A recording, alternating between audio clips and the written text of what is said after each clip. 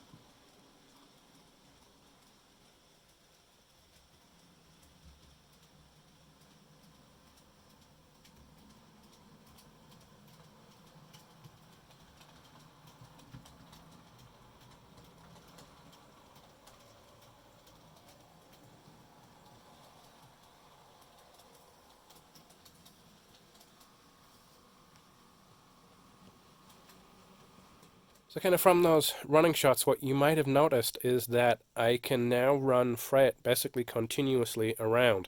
So this is a new section. Shiny new track is kind of a giveaway. This hasn't been weathered in yet, but this turnout and then this section of track is ballasted all the way up to about there. And then there's another turnout that comes in here as well. So you can see where the cork is underneath and then the track runs around. This section of track was always planned. I just never did anything with it. This is what is going to become the TMD at some point. Honestly, it will. But this section of track here is one that I've talked about before, in that as much as I'm trying to make this somewhat authentic to what Newcastle Central is, it's also with the understanding that there's modeler's discretion and it's trying to fit into a particular size that I have to actually build the layout. That means I've got to make some compromises. So originally I had looked at putting in this line so that I could basically run continuous freight all the way around, and then I could have North Main and South Main for most of the passenger traffic. Actual East Coast Main Line itself, once you get south of Newcastle down through into Chesley straight down to Durham, which is the main area that I'm looking at, it's actually only double track. So there's only up and down. There is no third traffic that would be for freight. And so my original intent of leaving this out, one was that I didn't know the exact radius when I was planning it out. I didn't know if it was going to fit properly. And the other part was I wanted some operational interest so that basically the freight would come, it would stop, passenger would then be going southbound, okay, and now freight can start moving. And when I was doing all the signaling for the south side of the platform, you'd seen some running shots of that. That was great, but it was also kind of limiting. And at the time, it wasn't that big of a deal because I didn't have an awful lot of freight trains and I didn't have a lot of goods cars. That has changed as well, so we'll look at that just a minute. But essentially what I decided was I wanted to be able to have some slow-moving freight that could just kind of chug around a Class 37 or a Class 47, and I wasn't then tying up my actual main lines. So that's the one thing that's kind of come in play. So this isn't, like I said, this isn't weathered, so it looks a little bit shiny, but it does have the point motor fitted in place, and that's DCC controlled. This hasn't changed at all, but this is new.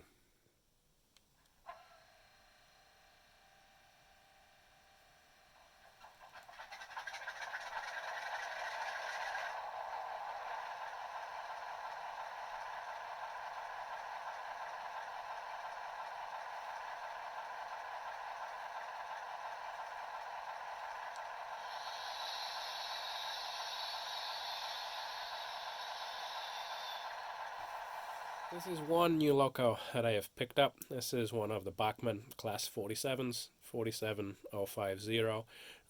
Rail freight distribution grey, and comes weathered and also comes with DCC sound. So about a year or so ago, when I had 47001, which is just about hanging out in that top left-hand corner, and I also had the Class 37 Imperial 47049. I had tried putting in some of the Hornby TTS sound decoders. I didn't really have an awful lot of success with them. They did sound cool when they worked, but they were very intermittent, and I tried swapping out speakers and whatever, and I ended up just pulling them out. They were kind of cheap and cheerful, and kind of get what you paid for. This isn't quite lock sound standard. I'm not exactly sure it is. I haven't actually taken it out. I tried to read the CV values to see exactly what's in it, but I'm quite happy with it. It does add a little bit of additional interest. And one thing that I realized when I got 47001 is that I really like weathered locos, and I've seen a lot of different YouTube channels. That have got weathered locos, weathered rolling stock, and it does make a big difference as opposed to stuff that's nice and clean and shiny. And certainly you can go overboard on weathering, and so that's why I kind of like the factory look of some of the stuff that Bachmann did. So things like 47001, things like 47050 here, I really do like the look of it. So that's a nice little loco that runs around. The detailing on it really is superb. As you would expect from Bachmann. Haven't had any real problems with it as it's been running around. The layout, I haven't done any of the detailing on the front, although it does already have the coupling on, and so there isn't any pocket for the coupler. I haven't installed it, but it does already have that coupler in place. I just need to install some of the additional detailing on that, but otherwise I don't even think I've had to change any of the CV values. The momentum on it was pretty good, volume on it was pretty good, and so that runs pretty well. Just kind of shuffle along a little bit. What I also got to go with it, there we go, with some of the Bachmann OBA open wagons as well. So again, rail freight distribution, and I got 8 of these, just so it was something a little bit different. I've kind of struggled to find some kind of freight wagon that I like the look of, and that was also somewhat affordable. There's some really great wagons, but when you end up looking at 25, 30 more pounds and convert that into dollars, $100 and then add the shipping across to the US, it's like that adds up really, really quickly to get somewhat of a prototypical length rake. So 8 of them, okay, it's still not going to be prototypical, but I think it's kind of that middle ground, that balance of if I tried to put 12, 16, 20 of these on my layout, that's just too many. It's not going to look good, and so I think 8 is a decent balance, and so hopefully when you've seen some of those running shots running around, you'll agree that that they look pretty good.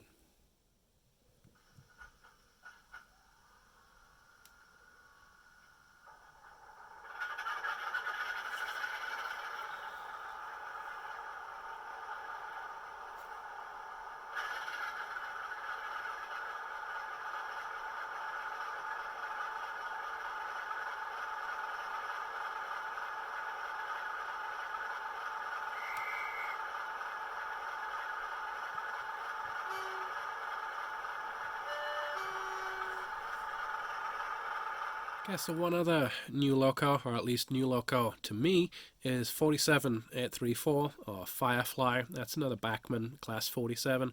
Also comes with DCC sound fitted. I believe this is actually lock sound when I've tried to read the CV values on this. This is one where, well, kind of one of the reasons why I've been gone for a while is Alan Chadwick did a great video a few months ago about keyboard warriors, essentially, and people that are very critical of other people's models, other people's layouts, and always wanting to go in and find any kind of flaw that they can.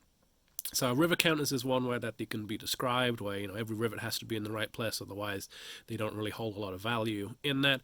And so, like I had said earlier on, as much as I'm trying to make this as prototypically correct as I can, it's also still a model railroad. It is a representation, the best that I can do to my abilities and the best that I can do into the space that I have and the budget that I have. And so about a year or so ago, I got 47001. That's sitting there in the foreground. And then back in September time or so, I then got the Mark II F coaches, Intercity coaches that are now sitting here behind Firefly. And I was actually really excited when I got these Mark II coaches. I thought that Hornby did a pretty good job. I thought that it was a good balance between the Bachmann line of coaches, but a lot more expensive, but still not being kind of the old Lima tooling almost, where there wasn't a lot of detail and the incorrect length, the short E coaches, of which I have some. So I actually really like them, but there was a few people that then complained that 47001 would never been able to pull those, didn't have ETH. I think it is, which is where I'm going to start to have people complaining again that I'm getting it wrong, in the sense that the Loco wouldn't have been able to heat the coaches. So yeah, that's correct. I know that. I knew that. But again, the only 47 that I had was 47001, and so that was what I had pulling coaches. There's plenty of other layouts that do the exact same thing. I don't know if people just don't criticize them as much, or if they just delete those comments immediately so I don't see them. But anyway, I figured, okay, I'm sure someone is going to complain that Firefly would never have been on the East Coast Main Line. It would never have made it up to Durham and Newcastle. That may be, but again, modeler's discretion, rule number one. It's my railroad, and so this is what I'm going to run. 47001 is probably going to end up on freight duties at this point, but I do like Firefly. I also, really like that kind of intercity swallow livery. So the HST that's parked up behind it, the HST Valenta, that's kind of what I remember as a kid. I don't really remember the executive liveries as much, but the Swallow livery is really probably the prime time when I would have been riding the East Coast Main Line down to London to visit family and stuff like that. It would almost always have been on HSTs or the Class 91s. I don't remember being on a Class 47 on the East Coast Main Line. I may well have done just on trips to between Durham and Newcastle, but certainly not all the way down to London or anything like that. But again, regardless, I wanted something a little bit different. I wanted something that could pull these class, the Mark II coaches without as much complaints on 47001 doing it. So Firefly is good. I had to change the CV values for the volume. It was very, very loud, so I had to drop that down. And I had to then do my best to re-gauge the wheels as well. The back-to-back gauging was a little bit out. There is a little bit of shimmy still side to side, But for the most part, it runs very, very smoothly. There were no problems getting it up and running. I didn't have to change momentum settings or anything like that. So it was well looked after, whoever had owned it before. So I was glad to pick that up for the layout as well.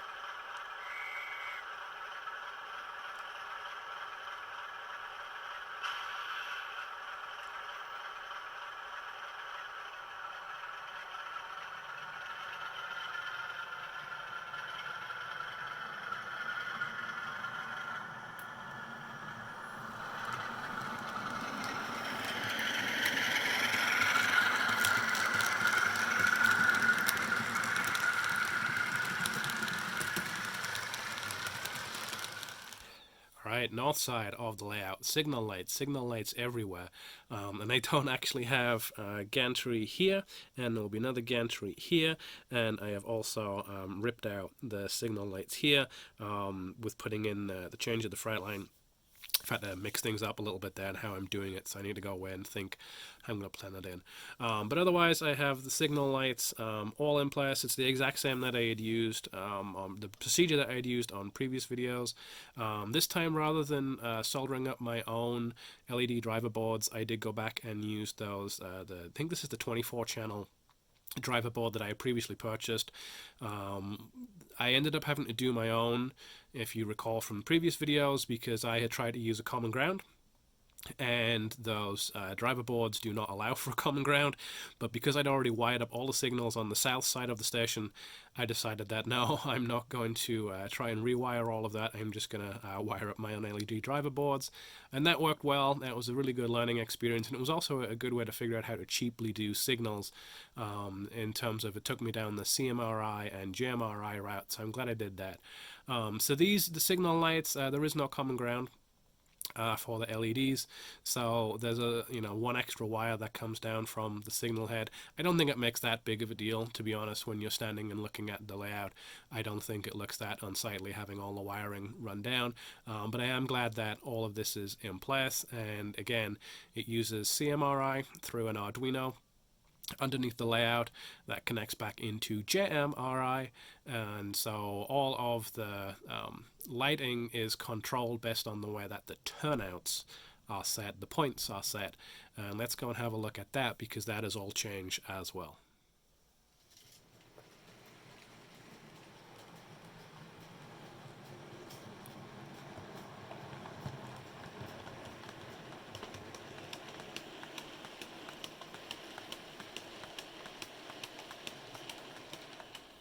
So I still probably do have a little bit of touch up to do here, and you can see nice shiny rails here. The Pico surface mounted point motors are all gone. They are no longer. All of the point motors here are now using servo-based controls. So I've talked before, on the south side I had started using Tam Valley Depot products, so the Octopus 3 that controls up to 8 servos at a time, and then the Octocoder that sits on top to then give DCC control. So all of these points, the Seeps PM1 point motors have all gone, thankfully.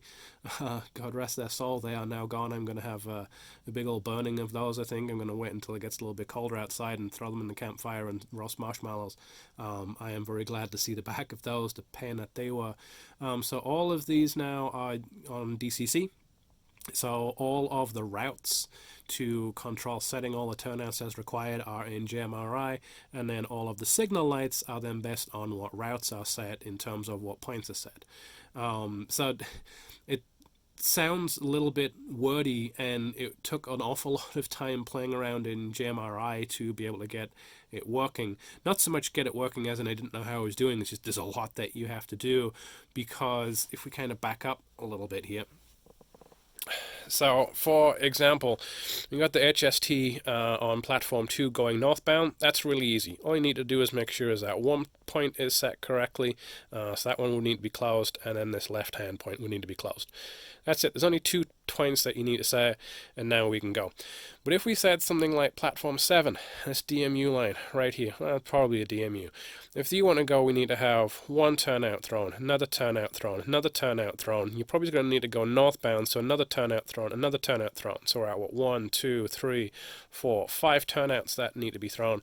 And so that was then what I talked about in previous videos, where the power of JMRI in those routes really just started to make sense once I had the DCC control of all of these turnouts, all of the points. Again, people will complain that I use terms interchangeably, points or turnouts. A lot of that is because I do US best modeling as well as UK best modeling. So yeah, keyboard warriors, again, stop your complaining. I think you understand what I mean when I say turnout and when I say point. But where that all the turnouts are now controlled by a route in JMRI means that when I was doing some of the running shots earlier, straight from my cell phone, they automatically get populated to the cell phone from JMRI. They're all named correctly, so I can see, you know, platform 3 north departure, platform 7 north departure, platform 5 south departure, or arrival conversely. And so now I'm not having to try and think what turnouts do I need to set and in what order do I need to set them. All I need to know is what platform do I want a train to depart or arrive to or from. Select that, it's human readable, and that's it. All of the turnouts will then get thrown correctly, and accordingly all of the signal lights will get thrown correctly. The other part, like I mentioned, is those surface mounted points are gone. I couldn't figure out a way to get those working, so I replaced them, and so that's why the shiny new turnout is in there. It turns out that trying to drill through was not that good of an idea. Originally it was surface mounted because you can see there's a seam right across there where the best boards join, and there was another cross piece right under there. So with copious amounts of swearing and 1 or 2 beers, I didn't bust any fingers, but there was definitely a lot of swearing involved. I did manage to get those cut and routed enough that I could get the point motors in place, and so that is all operating quite happily now.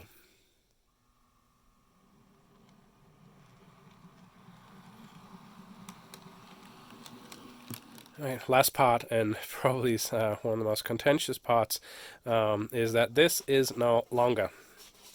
There's just a big old hole there, and you can see a bunch of wiring I need to change up. All of this has now been cut off, so I know there's a lot of people that probably ended up following the channel because of my build of this, which was well over 2 years ago. It still gets an awful lot of views, 20,000+ views, I think, on the first of the set of 3 videos. I still get comments on it. It served its time, but with the SEEPS PM1 point motors going and moving everything over to JMRI, well, the screen's ironically dark, I should probably have turned that on beforehand, means that for the most part the NCE Pro Cab just sits off in its holder, and almost everything is then controlled from an old smartphone that I have. So I use Engine Driver there. I do also have I think it's Y throttle on an older iPad, although I don't use that as much because the battery is usually dead every time that I want to use it. But basically this panel is no longer needed. I am thinking about kind of mounting it up on the wall back there or something like that, just to kind of remember what it was like on V1 before the good old days of DCC control. But anyway, all of that is gone. All of the wiring underneath has been pulled out as well. I could probably reuse some of that. But now that I'm moving everything to DCC control and using JMRI, there really wasn't a whole lot of reason for having that in place, and it was just kind of hard leaning over to try to get things on the layout.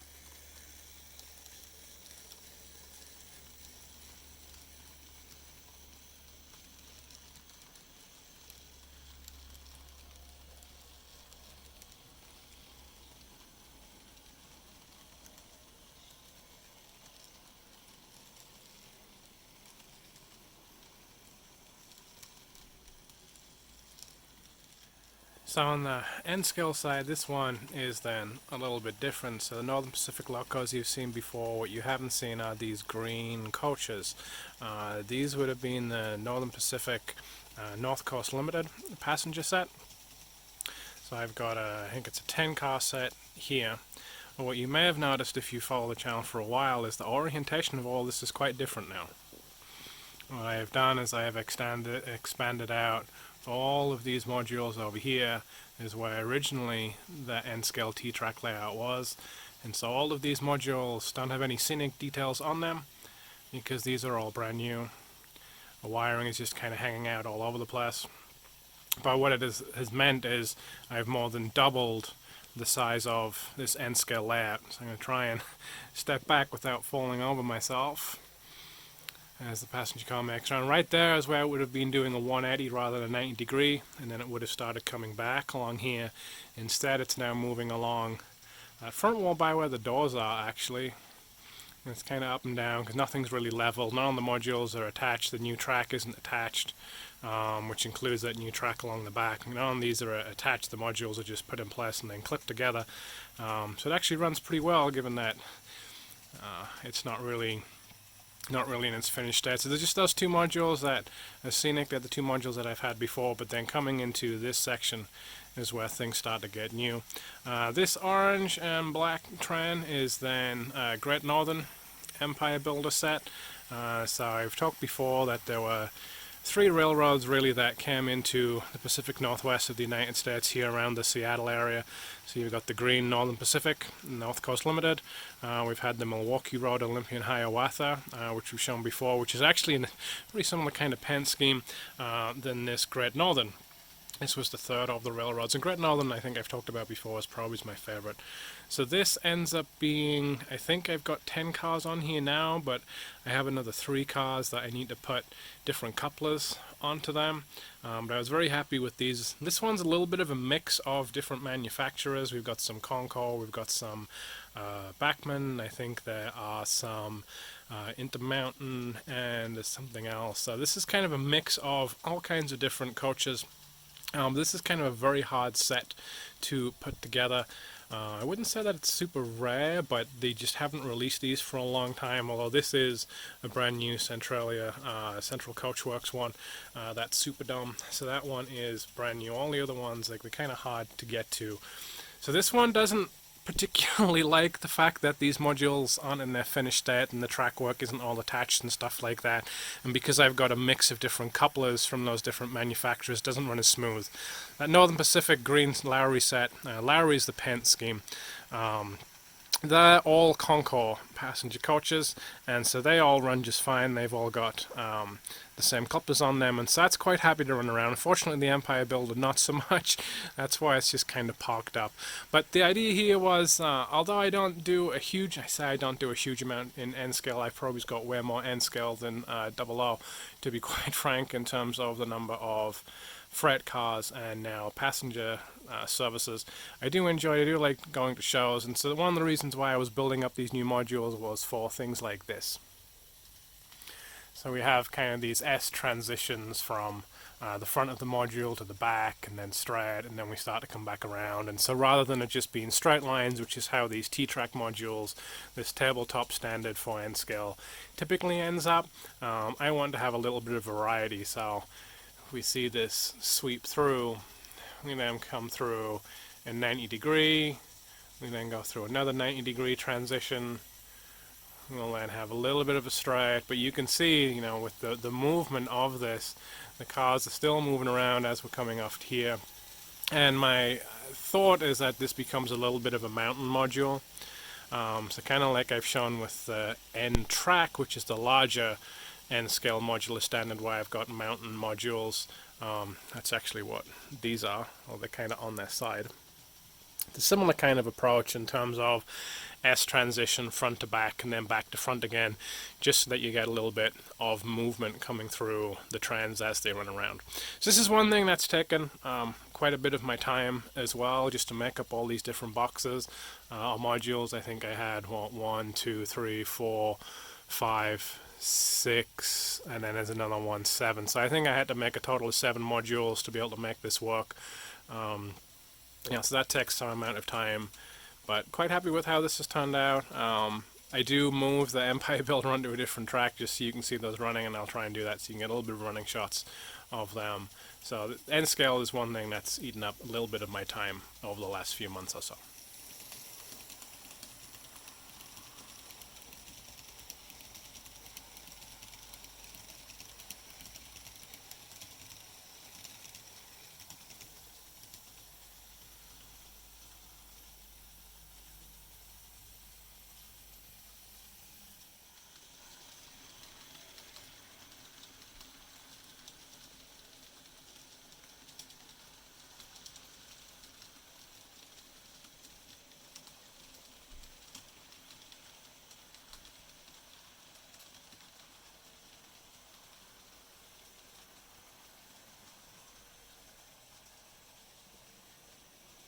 That's then looked at pretty much all the main happenings that have been going on around Newcastle Central.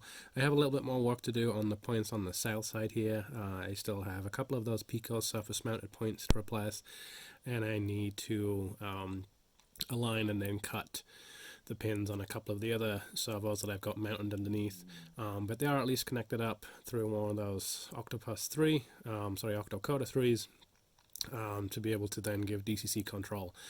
The same as I've got on all the other parts on the south side of the station, and now all that on the north side of the station. So that's been quite a bit of work that hasn't taken up all of the last really 6 months since I did much, but I have been doing an awful lot with Great Northern Cascades Railway up in Skycomish. I did a video back in June or so when I was up there. I had the James J. Hill Day, I think was what I was doing videos of then. But there's been a few different weekends where we had gone up over the summer with the kids.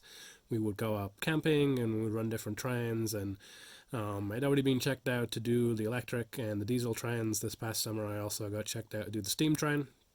So that was good fun. That's kind of, the North Star of where I would like to get to in terms of being able to do those kind of trains. It is expensive endeavor, and it's also way beyond my skill level at the moment as well, to be quite honest. But it was very cool. So we've been going up there for a number of weekends over the summer. We did then actually end up getting our own train as well, so that was quite an ordeal. I ended up having to cross over the border into Canada for 20 minutes to get this train and then come back, and had a pretty interesting discussion, I would say, with the border crossing guard, who asked, "Hey, how long have you been in Canada?" And I look at my watch and I'm like, "Well, about 20 minutes." And he's like, "What were you doing in Canada for 20 minutes?" He's starting to get a little bit suspicious. And I said, "Oh, I bought a model train." He's like, "Okay." So, show me, and he's expecting me to, pull it out of my pocket and hand it over and say, "Oh, it's in the back of the truck." And then he really starts to get suspicious, and I have to explain that it's a 1/8 scale ride-on train. It's about 4 feet long, and weighs a couple of 100 pounds or more. And so at that point he hauls me out of the line, trying to drive across the border back into the US, and I have to show it to him and talk it through. And he was somewhat messing with me. I was somewhat messing with him in return. Somewhat in good humor. I can somewhat get away with it, I suppose, in hindsight. Maybe I shouldn't have been. He was joking about, I don't know what to charge you with or how much to charge you, and I had all the paperwork and everything was fine. So eventually he let me in. But the kids have basically taken this for their own. So I'll put a link off to a video that one of the other members up in Skycomish had done on the final weekend. So this would have been the end of October, and at that point my oldest daughter Abigail is basically completely driving it by herself. I'm right on the back of the train. I think we had 2 passenger cars maybe, and so I'm all the way at the back, but that was the first time where she's completely driving that by herself. She was paying attention to the stop signals, and then when we came back into the depot, she looked ahead to see what track we needed to be on, set the turnouts correctly, and moved the train forward. So very proud of her ability to do that. So that one took up a lot of time. So whereas a lot of people, get some projects done over the summertime on the model railways, I really didn't, because I just wasn't here, to be honest. I was off doing that, or I was doing some work on the new Loco that we had gotten ourselves. Aside from that, I've also remodeled 2 bathrooms, so hopefully getting some pictures up on screen for all of this as we go along. But our bathrooms were kind of long overdue for remodeling when we bought the house. We bought an older home, really expensive up here in the Pacific Northwest around the Seattle area to buy a home, so we did what we could when we moved up here about 4 years ago, but we knew that there was work that we needed to do on the house. So I think I started remodeling the kitchen about a week after we moved in, so that was a fun first couple of months or so in the house. Completely redid the kitchen, but then we've kind of held off doing the bathrooms, and I ended up needing to do men's water repairs and shut off repairs and stuff like that. And so when it came down to actually doing the bathrooms, most of the budget for contractors had gone, and so I ended up being my own contractor for that. So I did all the demolition, and I did have a plumber come in and do a little bit of the work. He set the bathtub in the main bathroom, and he set the shower pan, and he moved a couple of water lines just a little bit to res them up, and new stop taps. But for the most part, I did everything.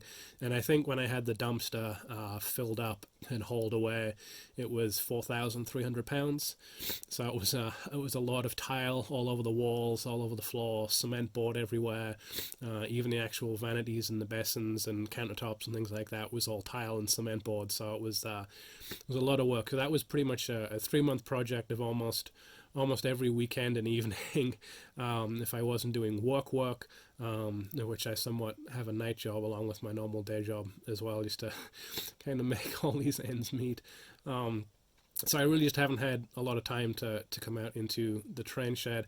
One other thing that I had kind of touched on that I'm going to throw out now for all I'm joking about trying to make ends meet and budgets gone and stuff like that. Another big passion of mine is aviation. I've really liked airplanes for pretty much as long as I've liked trains, since I was a very, very young kid. I always wanted to be a pilot and couldn't quite make it work. I tried my best when I was up in Alaska, and just various reasons ended up stopping me from doing so. So I've kind of come to terms with the fact that I'm not a pilot. I'm not going to be a pilot. But I did finally step up my game in Flight Simulator and ended up buying this. So it's amazing what you can get on eBay when you have a supportive wife that tells you just to figure out how you can get it shipped up here. So this actually came all the way from Florida. So again, this was another interesting one, kind of like trying to get the 1/8 scale train across the border from Canada. This came all the way up from Florida, and so when it got into the local freight hauler, they called to schedule this delivery. Came out on the back of a pickup, and they knew it was a residential address. They knew that I didn't have a loading dock or anything like that, and it was one guy by himself, and really all he had was a pneumatic hand cart. And he kind of looked at it, and this thing is about 400 pounds empty out of its crate. In its crate it was about 650 to 700 pounds, about 8 feet long, 4 feet wide, 4 feet tall. And so the driver was trying to figure out, well, we can take it out the crate and take it out in pieces. And I look and said, we can take it out its crate, but it is what it is. And so we were able to just about manhandle it off the back of his truck. It basically filled the entire loading panel that he had, the liftgate that he had. We were literally hanging off the end of it as we dropped it down. We were able to get into the garage. A lot cheaper than you actually might think. This was only $900, which is 600 pounds, which is still a lot of money. Don't get me wrong. I'm not trying to dismiss that, but given what some people pay on model trains, it's not as outrageous as it may sound. And really, it has been a complete immersion changer in terms of that flight simulator experience. You're not sitting at a computer looking at a computer monitor anymore. So this is 2 projectors right now, 1080p projectors, high definition, and the screen is then 12 feet in diameter, wraps around 180 degrees. I might expand this a little bit and have another 4 feet wrap around on either side and put a third projector in. It wouldn't quite be 270 degrees, but then it would give a little bit more immersion. Right now, when you turn your head, you can kind of see out the corner of your eye. Behind you is just empty space, but honestly, when the garage is dark, you don't really see it, and that's where it is. It's out in the garage. So like I say, a supportive wife who told me to do this. I don't know if she's quite as supportive now that she can't park a car in the garage and it's winter and it's raining and snowing and stuff like that. So this is kind of like the model railway. This is a long-term, slow project. So I've been doing a lot with 3D printing and laser cutting, building up some of these panels.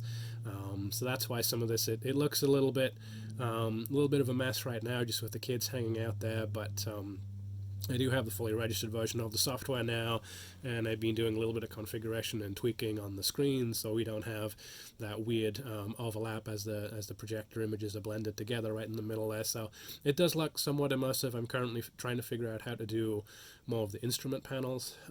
At the moment, I've pretty much got GPS, navigation, radio communications. It's more now engine instruments. And then engine controls. So this is also something where it's taking up a little bit of time, it's taking up a little bit of money as well. I wouldn't say I'm quite ADHD, but I do have a lot of different hobbies, and so part of it for me is then trying to figure out how do I balance out that time between work and hanging out with the kids and hanging out with the wife, and not just feeling like I'm working all the time, actually getting to just sit down and enjoy some of this. So I guess in closing, hope everyone had a good Christmas, New Year, holiday, whatever it is that you celebrate. If you were able to spend some time with friends and family, we had a fairly quiet one out here in Seattle. We didn't really go and visit anyone. The first time in a few years where we've just been able to be by ourselves and kind of relax a little bit. I've been sick, of course, which pretty much always happens when I take time off work, so I'm sure some people are going to complain that that I'm sniffling a lot, and that's pretty much how I am a lot, to be honest. I do have a lot of allergy problems, so just deal with that. But we've had a little bit of a, like I said, a relaxing time, which is why I've been able to do a little bit of work out here. But I hope you've been able to enjoy it. Looking forward to a good 2020. Again, things out here will progress as they progress. Now that I've got signals going, and now that I've got all the point motors controlled, and I've got some of those cool new locos that we've looked at, and maybe there's one or two more that are still to come as well, based on some stuff that I had seen over the Christmas Advent sales and some of the new releases that Hornby have come out with as well right at the end of the year. I'm pretty positive that I've got a good amount of rolling stock and locos out here now. I can start to make some progress. I've got a much better idea of what I need to do, but I've also got a lot of that N-scale stuff that I kind of need to work on. I've got a lot of that flight simulator stuff that I need to work on as well, so we'll see. But in general, just be kind to each other, both in the comments on this channel and on other channels. Realize that people are doing their best, they're learning, I'm learning as they go along. Try not to be critical all the time. If you're going to try and leave a comment that is pointing out things that are wrong with someone's layout or with this layout, try and phrase that in a way that it comes across as constructive rather than just being critical, and you'll probably get a much better reception. And hopefully other people will then be more receptive to wanting to welcome you into discussion and stuff like that. So I hope you like this. Let me know what you think. Let me know about some of the changes, what you think of some of the new locos and those freight cars. And we'll be back again hopefully sometime soon. Thanks for watching. Bye-bye.